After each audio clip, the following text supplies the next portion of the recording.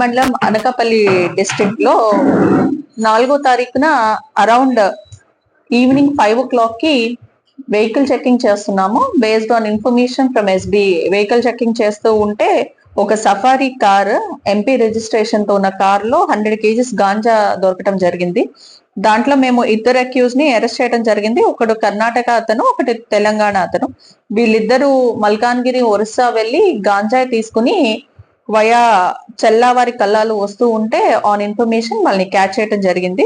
Total 100 kgs ganja, 3 mobile phones and vehicle seize చేయడం జరిగింది ఈ టోటల్ అఫెన్స్ లో.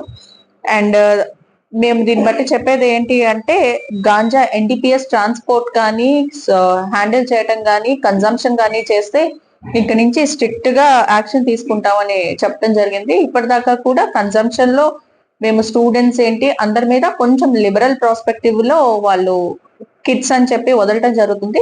ఇక నుంచి as per instructions from senior officers ఎవరైతే కన్స్యూమర్స్ ఉన్నారో వాళ్ళ మీద కూడా స్ట్రిక్ట్ యాక్షన్ తీసుకోవటం జరుగుతుంది.